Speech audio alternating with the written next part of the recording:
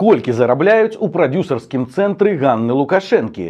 Сама генеральная прадюсарка музычнай медыякампаніі, якую больш ведаюць як аўтарку песень пад псеўданімам Ганна Сялук, заробку там нібыта не атрымлівае.